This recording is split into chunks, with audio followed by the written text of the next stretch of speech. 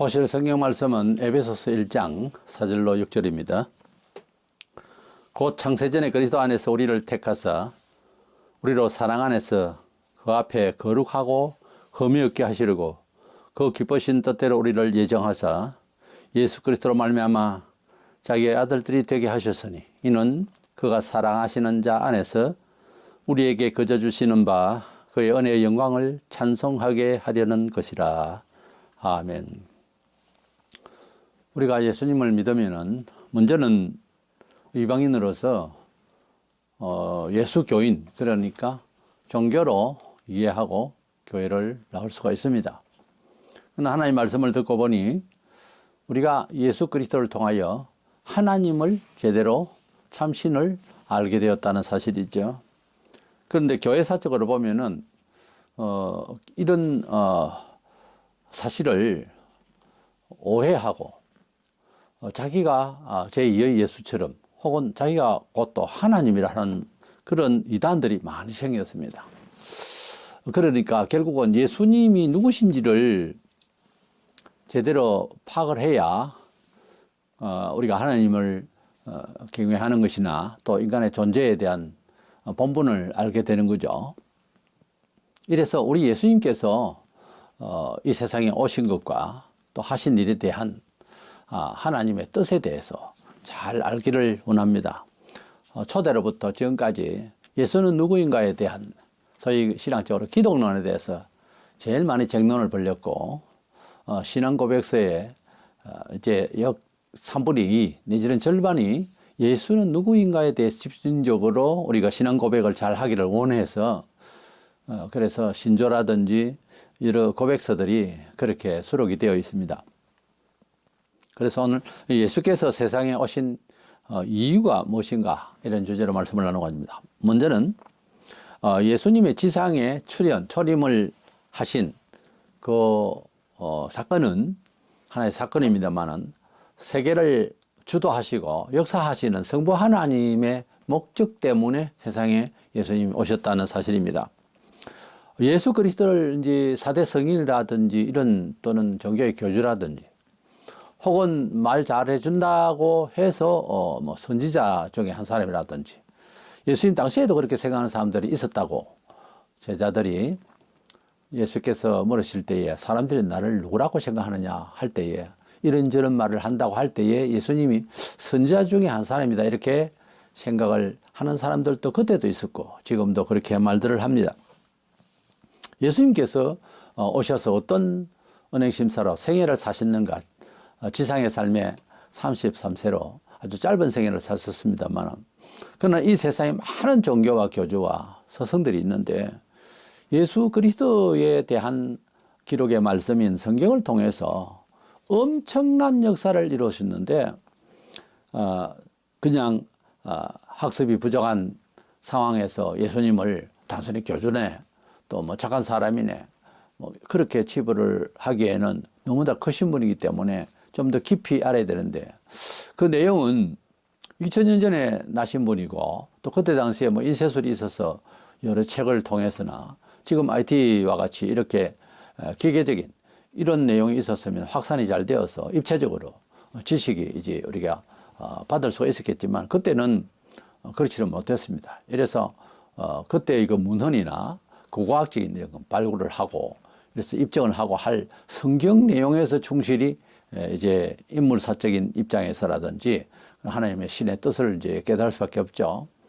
물론 뭐 석가도 마찬가지죠. 그 후대에 이제 다시 제자들이 기록을 했습니다만은 역시 예수님도 그렇게 제자들이 기록하고 했습니다만은 이제 석가는 예수님이 오시기 전 500년 전의 사람이에요. 그런 사람도 이제 믿는다 할 때는 불경을 통해서 또 그 주변에 어떤 그때 당시의 문헌이나 그런 입증 자료 할 만한 그런 사례를 통해서 믿으려고 하는 거죠. 우리가 무엇을 믿거나 또 무엇을 사용하거나 우리가 생활에 관련을 할 때는 반드시 이제 팩트에 의해서 그 상황을 우리가 분석을 하고 또 임상적인 이런 사례를 보고 그렇게 이제 신뢰를 가지게 되는 거죠. 우리 예수님께서 이 세상에 오셔서 하신 일을 보면 단지 그 승인군자식의 사람이 아니라는 점을 알 수가 있고요. 우리 예수님께서 하신 일들을 통해서 과연 하나님의 아들이 될 자격을 만드신 분도 아니에요.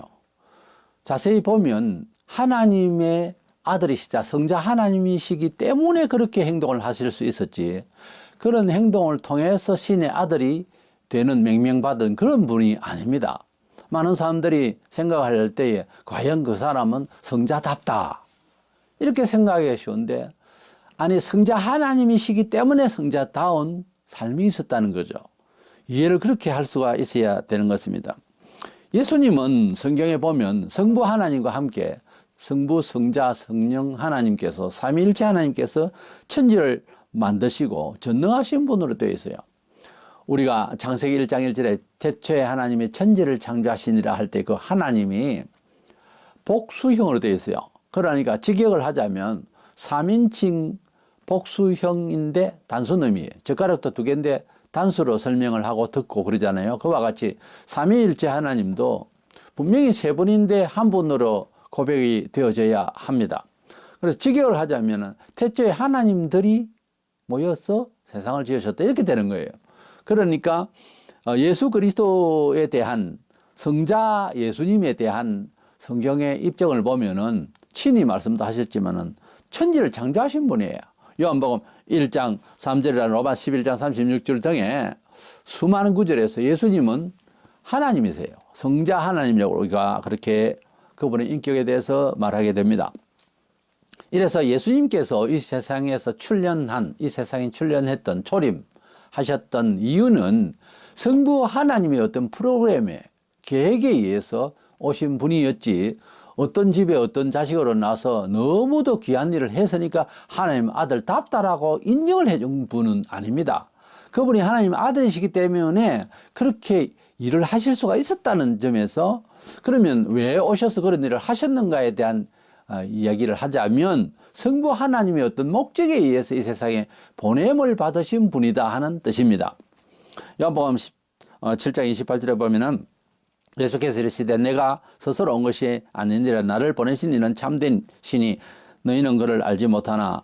우리 예수님께서 이 세상에 오셔서 내가 스스로 온 사람이 아니다 그렇게 말씀하시죠. 요한복음 8장 42절에 예수께서 이르시되 내가 하나님께로부터 왔음이라 나는 스스로 온 것이 아니요 아버지께서 나를 보내신 것이니라. 그래서 예수님께서 이 세상에 나셔서 나는 스스로 이 세상에 태어난 것이 아니고 아버지께서 나를 보내셨다 이렇게 말씀하셨습니다. 요한복음 17장 26절에 예수님께서 때문에 오신 목적이 내가 아버지의 이름을 그들에게 알게 하였고 또 알게 하리라. 그러니까 예수님께서 왜 오셨는가 하니까 아버지의 뜻을 위해서, 또 아버지의 이름을 위해서, 또 아버지의 그 존재하심에 대해서 알게 하려고 왔다 그랬어요. 그렇게 이제 우리가 어떤 대사로 나라에 이제 보낼 때에 그 사람은 개인 뜻입니까? 아닙니다. 국정을 담당하고 최고의 자리에서 백성을 인도하는 왕의 입장이고 대통령의 그런 이제 사안을 국민에 호소할 일을 그렇게 대변하고 그 나라에 살고 있는 국민을 보호하기 위해서 보내는 겁니다. 우리 예수님께서 이 세상에 오신 것은 하나님 아버지께서 당신의 자녀들을 부르시고 보호하시려고 오셨다는 거죠. 그러니까 예수님께서는 하는 일을 봐서 하나님 아들 같다가 아니고 하나님의 아들이신데 거기에 계셨어요. 천국에. 하나님 아버지의 보좌에 계셨다고. 그런데 그 품에 계시던 사랑하는 아들을 이 세상에 우리를 위하여서 육신을 입고 이 세상에 오셔서 제물이 되어서 우리의 죄를 감당할 수 있도록 그렇게 제물로 이 세상에 보내신 거지, 구체적으로 말하자면. 그리고 우리 예수님께서는 스스로 행동이 좋아서 하나님의 아들이 된 것이 아니고 하나님의 아들은 성자 하나님의 모든 권세를 받아가지고 세상에 오신 성부 하나님의 목적을 이루시기 위해서 오신 분이다. 그 말이에요. 자의로 오시거나 부모의 의지로 만든 것이 아니라 하나님께서 태어나실 때도 부모의 의지로 만들어진 게 아니잖아요. 처녀의 몸을 빌어서 오셔서요.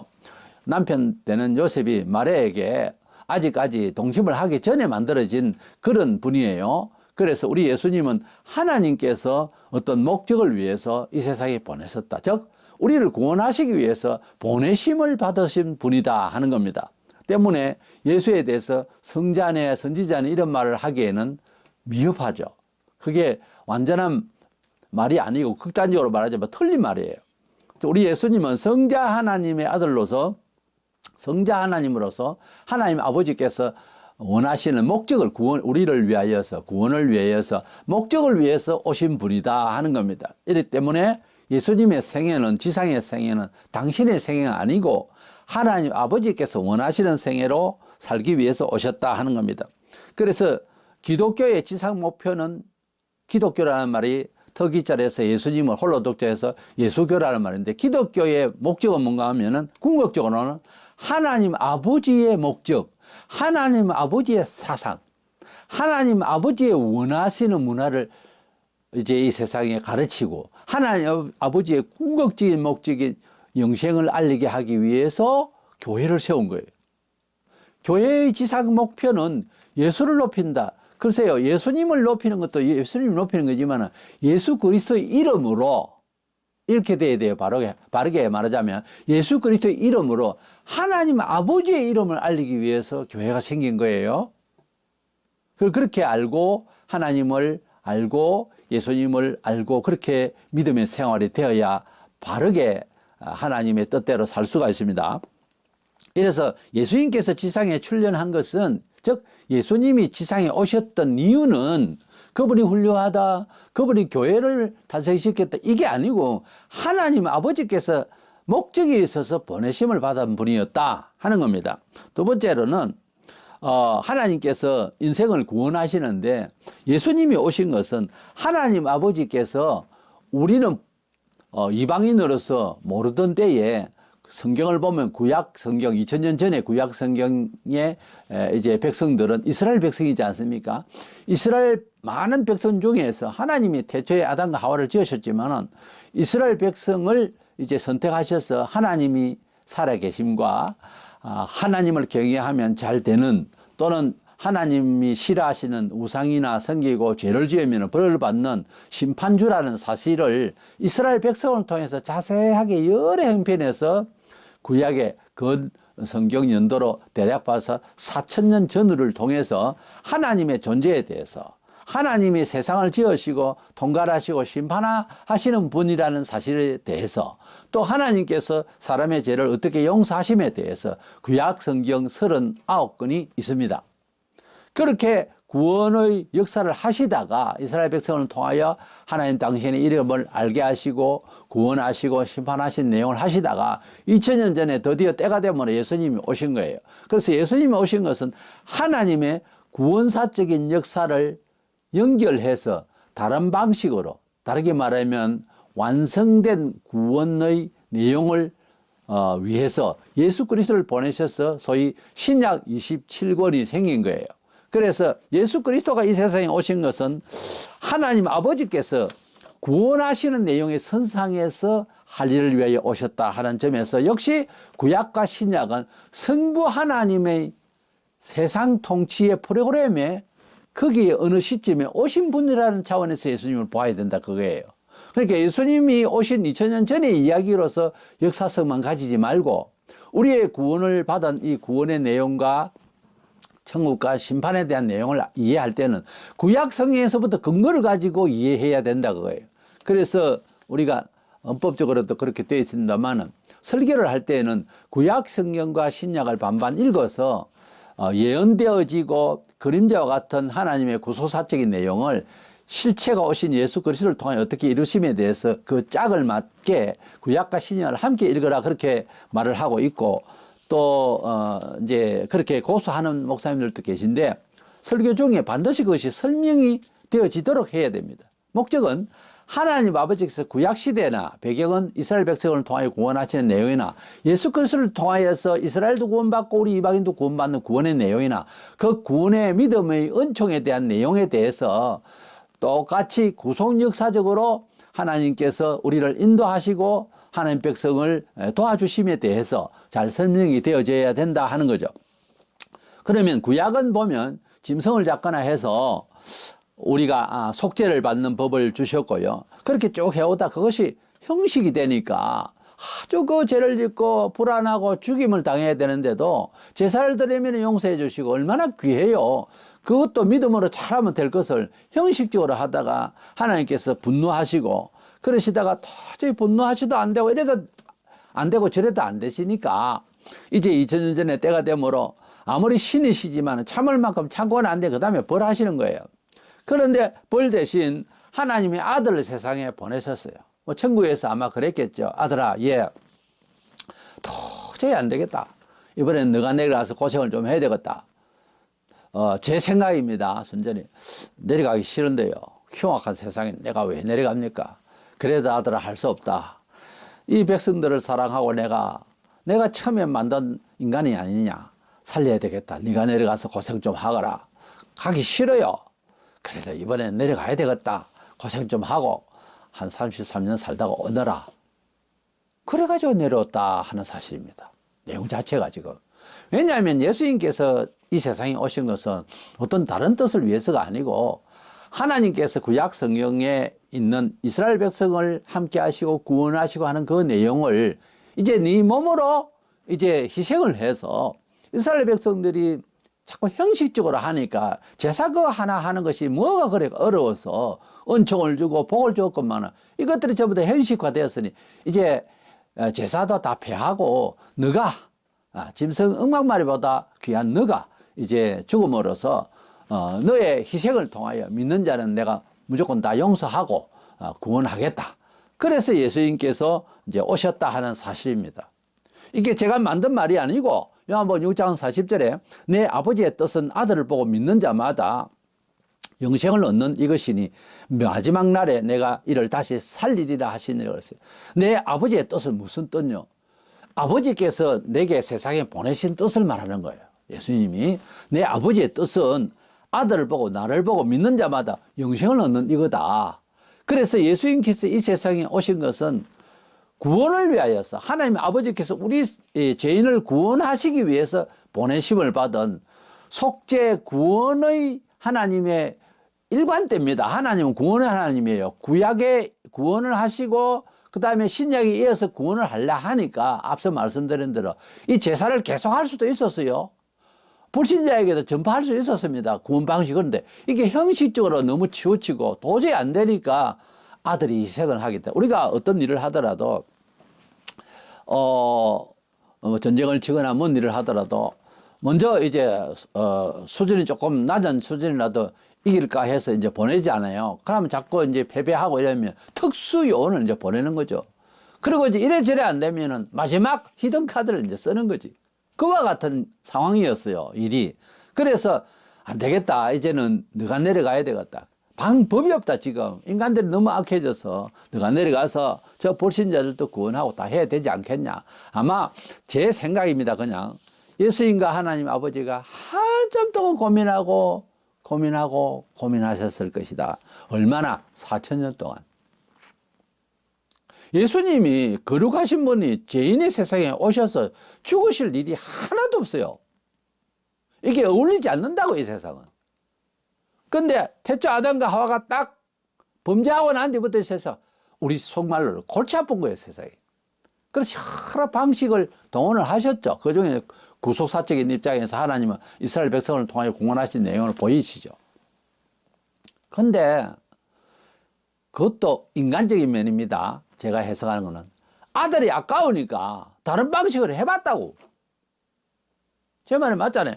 해봐도 안 되니까 하나님께서 품고 계셨다고 그랬거든. 그 아들을 한 번밖에 독자입니다. 독생자입니다. 그분을 네가 청상 이번에 너가 내려가서 희생해야 되겠다. 방법이 없다. 그렇게 인원을 하시기를 수천을 하셨다고 나는 봐요. 제 인간적인 입장에서 나는 그렇게 해석합니다. 하나님은 뭐 신이시니까 이렇게 치부하고 기계적으로 되는 줄 아는데 그렇게 생각하면 안 돼요. 예수님께서 십자가에 돌아가실 때에 운명하실 때 천지가 컴컴했습니다. 눈으로 상징되는 듯 태양이 컴컴해서 우리가 어떤 일을 충격받으면 앞이 컴컴하고 안 보입니다. 시야에 보이는 게 없어요. 그게 우리가 인간적인 입장에서 이해가 되잖아요. 하나님이 감정이 없는 줄 압니까? 그래서 그분을 이 세상에 보내셔서 예수님이 오셨다. 예수님은 오실 때에 알고 오셨어요. 죽음의 비참함을, 지옥의 비참함을 우리 대신에서 다 감당하시기 위해서 오신 거예요.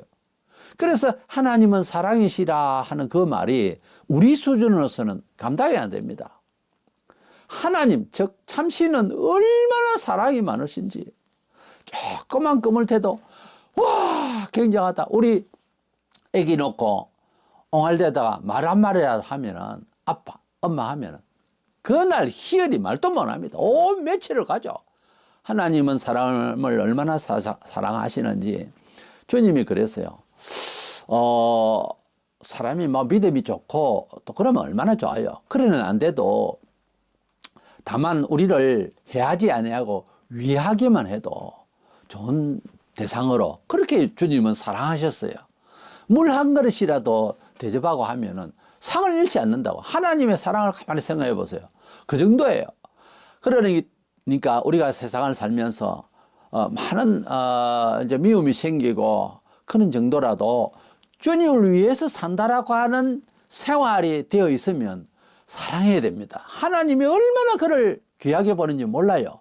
물론 우리가 믿음이 좋아지고 헌신하고 이러다 보면은 게을르고 이러면은 매를 들고 싶죠. 자식이면 매를 들어야지. 그렇지만은 하나님은요, 조금이라도 잘하는 거 보면은 그렇게 귀하게 보는 거예요. 주님을 위한다고 하는 차원에서 살고 그렇게 하는 걸 보면 뭐 더 충성스럽고 다 해야지. 그러면 뭐 끝까지 가면은 뭐 다 순교하라고. 그렇게 욕심은 있지만은 그렇게 다 안 되잖아요. 예수님도 그렇게 다 할 수가 없다고 말씀하셨고. 그러니까 주님을 위해서 열심을 다해서 일하는 사람이 있는가 하면은 마르다처럼 그저 뭐 주님과 함께 온 사람들을 위해서 그저 밥 짓고 준비하는 이런 세상의 일들이지만 그래도 필요하잖아요. 거기에 또 막 전념을 다하는 사람도 있고 별의별 사람이 다 있어요. 교회 안에는. 우리 믿음의 차도가 다 다르다고. 그래서 좀 내 마음에 안 들더라도 그런 사람을 품고 용서하고 기다리고 격려해야 될 줄로 압니다. 저도 이제 처음 예수 불신 가정에서 나서 특별히 고려파에서 이제 예수를 믿었기 때문에 아주 직선적이고 일방적인 그런 성격이 있어요. 그것이 나에게 내가 살아가는 데에 장점이기도 하면서 큰 핸디캡이 돼서 내가 실수를 하는 경우도 참 많습니다. 우리가 하나님의 그 사랑을 알면은 조심해야 되는 거예요. 조금이라도 주를 위해서 노력하는 모습이 보이면은 격려하고 축복하고 정말 더 잘하도록 우리가 위해야 될 것인 것입니다. 우리 예수님께서 이 세상에 오신 것이 만약에 어떤 집에서 태어나서 훌륭한 사람으로 살다가 와 이건 신의 아들이라고 해야 되겠다 이런 차원에서 평가로 할 만한 일반인으로서 위대하다 이럴 것 같으면은 예수님께서 십자가를 지시고 금요일날 못 박히시기 전날 목요일날 밤이었어요.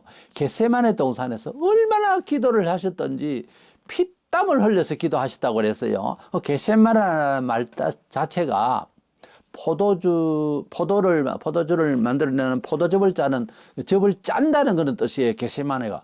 그러니까 사람이 너무 고통스럽게 기도하고 너무 고민하면 모세혈관에 터져서 피가 나온대요. 우리 예수님께서 땀을 흘리는데 핏방울 같았다 그렇게 표현이 되고 있거든요. 그렇게 기도할 때에 자신이 열심히 해서 그렇다면은 아버지 내가 이 일을 잘 감당하게 힘을 주시옵소서 이렇게 해야 되는데 그렇게 기도한 게 아니에요. 봐요. 마태복음 26장 39절에 보면 내 아버지여 만일 할만하시거든 이 잔을 내게서 지나가게 하옵소서. 그러나 나의 원대로 마옵시고 아버지의 원대로 하옵소서. 만약에 예수님께서 자기 의도로 교주가 되기 위해서 그야말로 자기 의도로 될 것 같으면 어떻게 기도해야 돼요? 하나님 힘을 주시옵소서 이렇게 해야 되는데 아버지의 원대로 아버지께서 원하셔서 와서 나 이렇게 이제 진짜 죽네요 그 말이에요. 안 죽으면 안 될까요? 그거예요. 지금 육신을 입고 있기 때문에 막 마음에 연약해서 이런 것보다 한 인간으로서 너무도 감동이 가잖아요. 그 죽을 일이 없는데 죽을 때 세상에서도 오판이 있어가지고 큰 이제 실수를 한 그런 경우가 있잖아요. 수십 년을 옥고생활을 했는데 무죄수판 누가 보상을 해요 그 인생을. 그런 경우가 그보다 더한 거예요. 얘는 죄가 없으신데 이제 진짜 죽으실 날이 온 거예요. 아버지의 목적을 달성할 날이 온 거예요. 그때에 아버지요, 나도 이제 뭐 만약에 일반인으로 나셨으면 나도 멋진 교주가 되어야 됩니다. 내게 약속하지 않습니까? 죽어도 산다고 해서니까 힘주시옵소서. 아마 그렇게 기도하는 것이 자연스러워요. 그런데 나의 원대로 마옵시고 아버지의 원대로 하옵소서 이렇게 돼 있잖아요. 나의 원이라는 건 육신을 입고 있기 때문에 죽음을 피했으면 좋겠다는 겁니다. 일단 그대로 받으시고요, 말을. 그 다음에 아버지의 원대로 하옵소서, 여기에 이제 맹점이 있는 거예요. 여기 뭔가 하면 내 원대로 3년 동안 제자들과 함께 살고 한 것이 아니라고 말이죠. 아버지께서 원하셔서 나를 보내셨고 그렇게 했다는 거예요. 아버지께서 원하시는 것은 나를 속죄 제물로 이 세상을 위하여 던지셨다 그거죠. 그래서 예수님께서는 이 세상에 오신 목적은 아버지의 뜻을 위해서 오셨고, 그것을 재설명하는 차원에서 두 번째 내용은 속죄 제물이 되기 위해서 오셨다는 거예요. 당신의 뜻이 아니에요. 당신의 의지나 종교 철학이나 이게 아니고 하나님 아버지께서 오래전부터 구약에 457구절이 있다고 그래요. 하나하나 다 찾으면은 예수에 대해서, 예수님이 어떻게 돌아가실 것을, 왜 돌아가실 것을, 또 부활 성천까지, 참 재림까지 구약의 예언이 약 457구절 정도 있다고 해요. 그런데 우리 예수님께서 일반 사람으로 태어났거나 선지자로 태어났으면 이런 식으로 기도를 할 일이 없다 이 말이에요. 표현이 달라야죠. 때문에 아버지 하나님 우리를 구원하시기 위한 속죄 제물로 이 세상에 이제 오셔서 하나님 아버지의 구속 역사를 이루시기 위해서 전혀 어떻게 보면 자기 의지가 아니에요. 자기는 뭐 아버지께서 구약시대에 그렇게 하시니까 하시는 대로 이방인들도 그래 어떻게 구원하세요 이랬을 것 같아요. 그런데 자기가 감당해야 될 딱 시간이 되니까 나는 안 죽고 싶어요 이렇게 나오는 거예요. 얼마나 마음이 아팠겠어요. 아니, 인간적인 생각입니다. 그렇다고 신의 생각은 안 아프다. 신은 기계가 아닙니다. 인격이 있어요. 그래서 떨리지만은 가슴 아프지만은 너가 가야 된다. 십자가로 너는 가야 한다. 이렇게 하나님께서는 마태복음 26장에 겟세마네 동산에서 기도하실 때 성경 자세히 보세요. 하늘에서 아무런 음성이 없습니다. 우리가 뭐 급할 때는 하나님 아버지 뭐 음성을 들려주십시오. 난리를 치지만은 하나님 아버지께 기도할 때 음성을 들리는 경우도 있습니다. 그러나 특징이요, 아무 소리가 없습니다. 맨날 하늘의 음성이 들리는 게 아니에요. 내 생에 난 딱 한 번 들었어요. 새벽 기도 가기 위해서 하나님 아버지 내일 새벽 기도 가야 됩니다. 종을 쳐야 됩니다. 새벽 4시 반에 깨워주세요. 촌에서 긴긴 겨울에 그렇게 이제 몸이 너무 아팠던 때였기 때문에 누우면 거의 쓰러지다시피 잘 못 일어나요. 너무 몸이 쇠약해지고 아파서. 근데 정수야 하고 불러서 벌떡 일어난 거예요. 시계를 딱 보니까 딱 하니 4시 반인 거예요. 깜짝 놀랐어요, 제가. 이래서 하나님 아버지께서 그때는 저는 신앙 이제 초기라 1974년 10월 16일 날 수요일 날 처음 나왔는데 그 겨울에 그 소리를 들었는데 그때는 신약 성경 읽고 있을 때입니다. 아주 간절히 읽고 있었는데 구약 성경에 나중에 보니까 사무엘이 잠을 잘 때 어릴 때 사무엘아 사무엘아 부르시는 음성이 있더라고. 아 여기에 있었네. 난 또 뒤에 알았어요. 경험은 내가 먼저 하고. 그래서 하나님께서 음성을 주시는데 여러 가지가 있지만은 그렇게 직접 음성을 부르실 때도 있고 주로 보면 영적으로 마음의 평강이 오고 뇌가 확 열리면서 영음이라고 하죠. 그렇게 들릴 때도 있고요. 환상이 혹 있을 수도 있고 또 하다못해 꿈도 계시가 될 때가 있어요.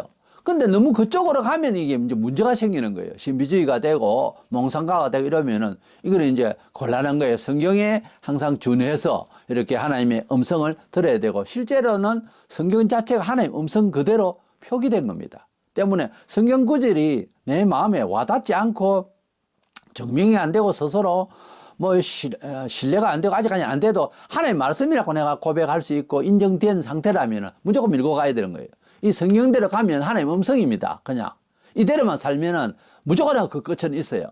이래서 하나님의 말씀을 직접 들려주시는 말씀으로 알고 읽고 실행할 수 있는 우리 믿음이 되기를 원합니다. 그래서 우리 예수님께서는 아버지께서 원하시는 속죄의 구원의 역사를 위해서 이 세상에 오셨고, 그래서 마지막 날 목요일 날 기도하실 때에 이 잔을, 죽음의 잔을 지나가게 해달라고 하는 것은 아버지께서 보내셨기 때문에 하신 일이에요. 내가 뭐 너무 막말해가지고 죽게 돼서 이렇게 살려주세요, 그런 뜻이 아니잖아요.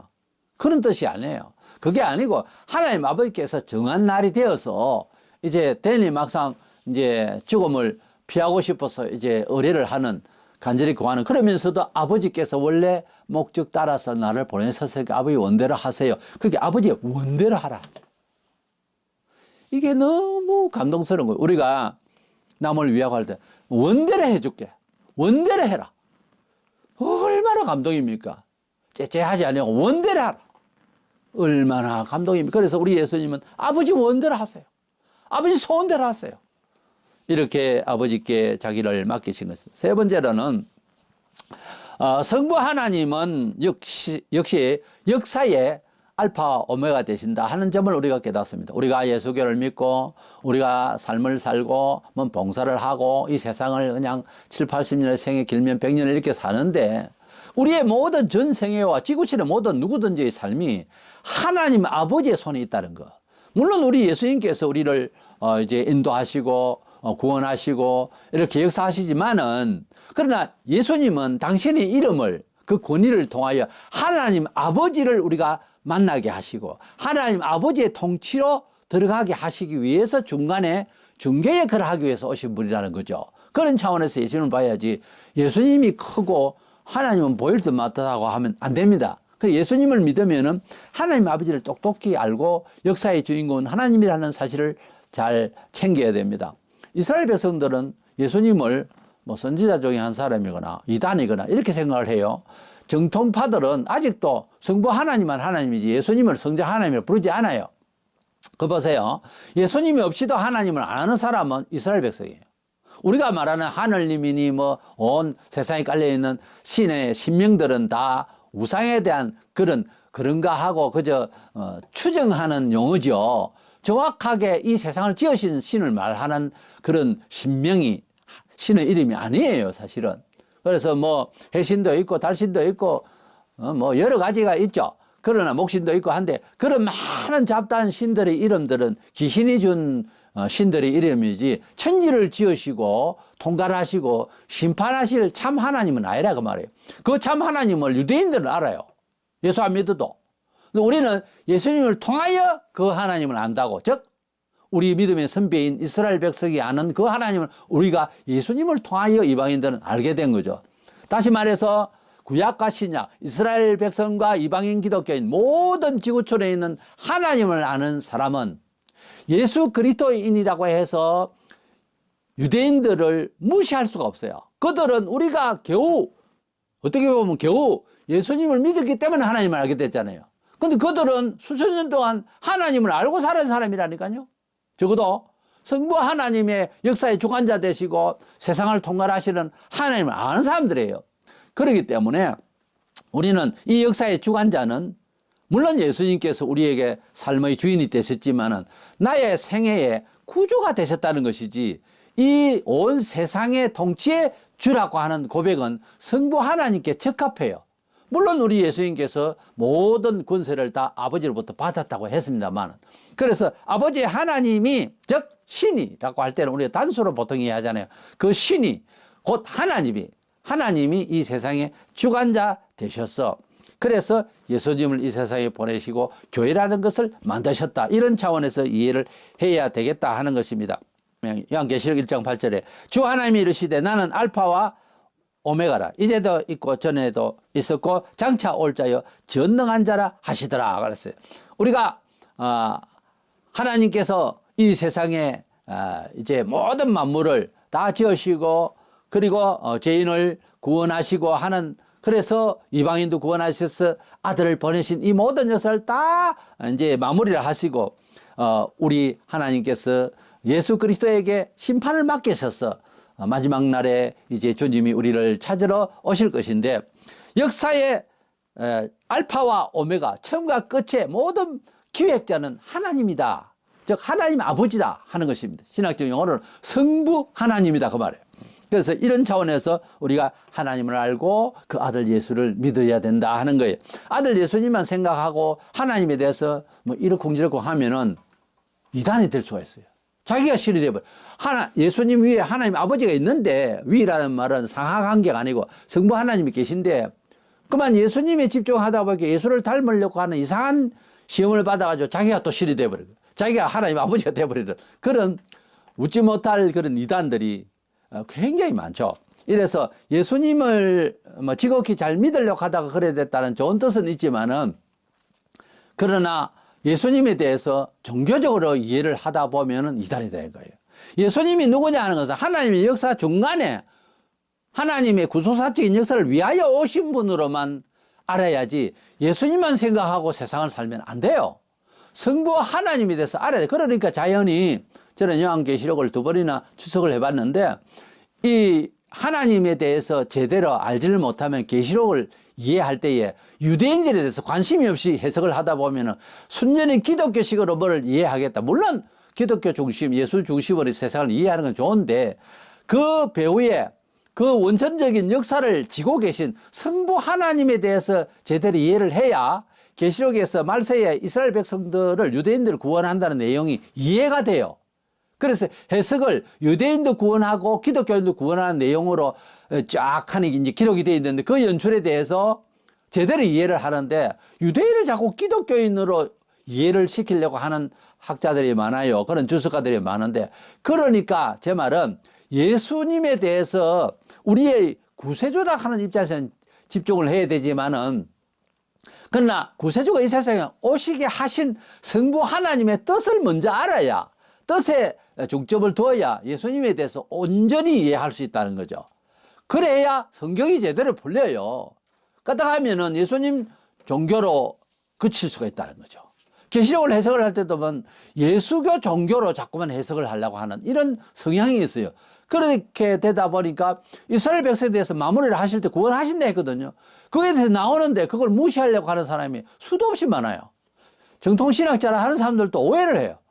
그래서 하나님께서 이스라엘 백성을 구원하시고 우리를 구원하신 이 역사적인 흐름에 대해서 바울이 뭐라 했냐면은, 이스라엘 백성은 원가지라고 그랬어요. 우리는 접붙임을 받은 가지라고 그랬어요. 그런 차원이라니까. 우리가 뭐 예수 믿는다고 해서 대단한, 아니요. 우리 2000년 역사보다 더한 이스라엘 백성의 역사가 있습니다. 겸손해야 됩니다. 우리는 양자로 부름을 받았고 어떤 면에서는 저쪽에는 친자들과 같이 그렇게 취급받는 백성이에요. 그러니까 이스라엘 백성을 무시하면 안 된다니까요.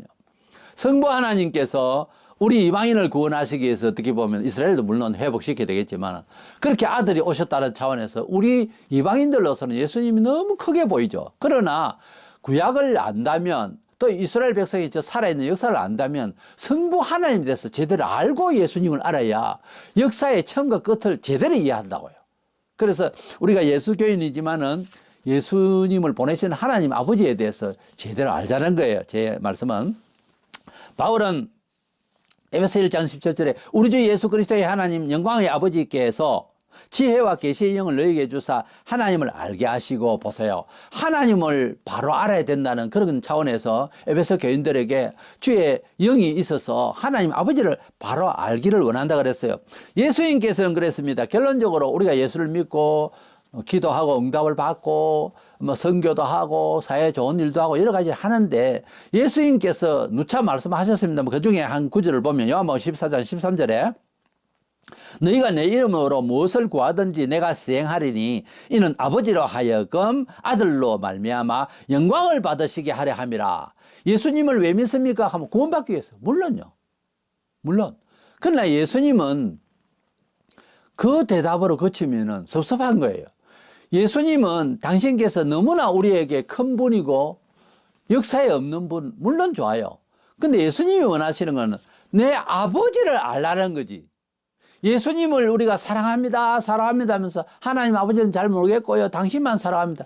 이거는 부족한 거예요. 예수님이 원하시는 것은 아버지로 하여금 아들로 말미암아 영광을 받으시게 하라 합니다. 우리 인간적인 입장에서는 효자라 이 말이에요. 우리가 좀 비유가 맞는지 모르지만은 3대가 이제 형성이 되잖아요. 그럴 때 아버지 앞에 손주를 놓고 손주가 나에게만 잘하는, 아들이 나에게만 잘하는 그런 것이 아니라 할아버지께 잘하면 굉장히 기분이 업이 됩니다. 더. 그 손주가 내 자식 아들에게, 아이에게 아빠 그러고 잘 효도를 하는 것도 보기가 좋지만은, 잘해서 아버지는 그 할아버지의 마음을 닮아서 살고 있을 때에 그걸 순종을 해서 손주까지 말을 들으면 할아버지는 손주가 더 귀하게 보이는 거예요. 아버지를 미워하면서 할아버지를 위할 수가 없잖아요, 손주가. 하나님께서 예수님을 이 세상에 보내셔서 우리를 구원하시기 위해서 십자가의 희생을 통하여 우리가 큰 감동을 받고 믿게 됐단 말이죠. 그런데 우리가 예수님만 생각하고 하나님 아버지의 뜻을 생각 안 한다면, 구체적으로 말하자면 십계명도 구약이 나오니까 우선 이야기하자면 십계명은 모르겠고 나는 예수만 믿는다, 이런 파들이 있어요. 교파가. 하나님께서 아들을 보내신 것은 구약 필요 없고 너만 믿으라, 이게 아니에요. 예수님을 통하여 우리가 특별히 이방인이 구원을 받기 위한 구속의 방편, 구약에는 짐승을 잡았지만 이제는 신약에는 그거 폐지하고 예수님의 한 번의 희생으로 언제나 회개하고 용서를 구하면 또 제물이 되어서 죽은 것과 같이 취급하겠다. 그렇게 은혜의 언약으로 단번에 한 번의 제사, 사람 제사로서 영원한 구원을 해주겠다고 하는 약속이에요. 그게 신약이에요. 그 은혜의 언약으로 우리가 들어가게 된 거예요.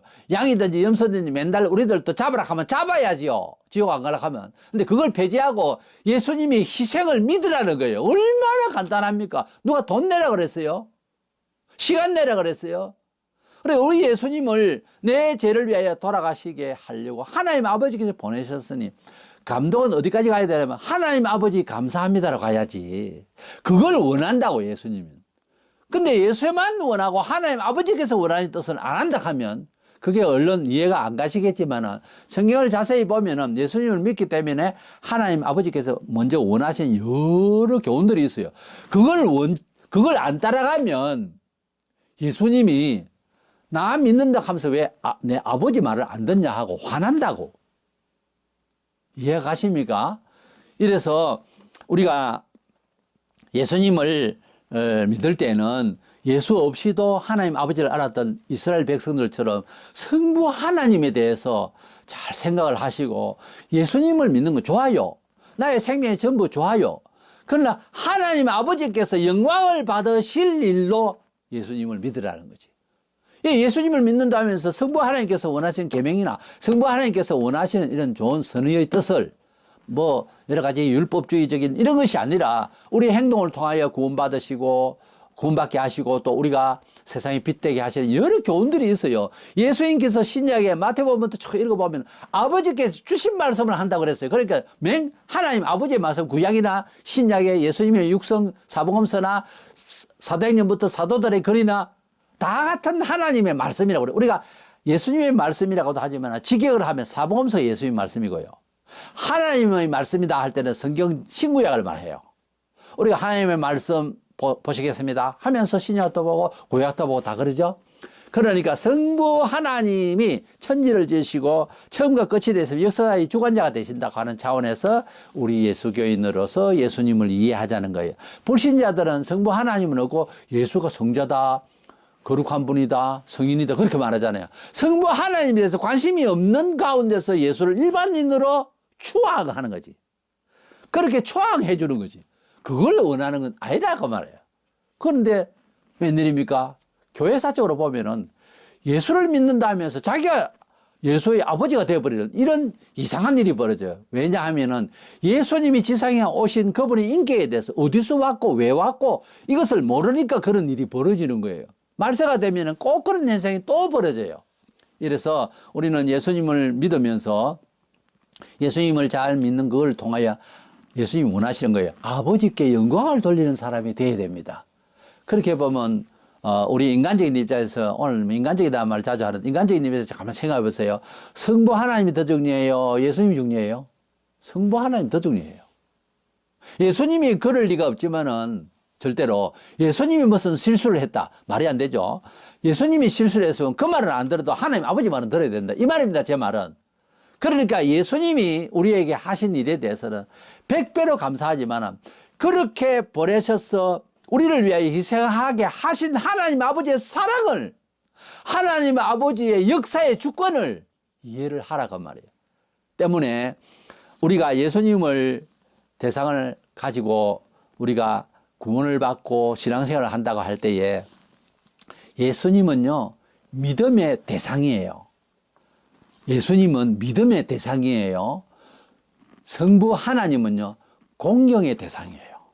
예수님은 믿음의 대상이고요. 성부 하나님은 영광을 돌려야 할 공경의 대상이라고. 그런 차원에서 성부 하나님의 주권적 역사를 이해해야 된단 말이에요.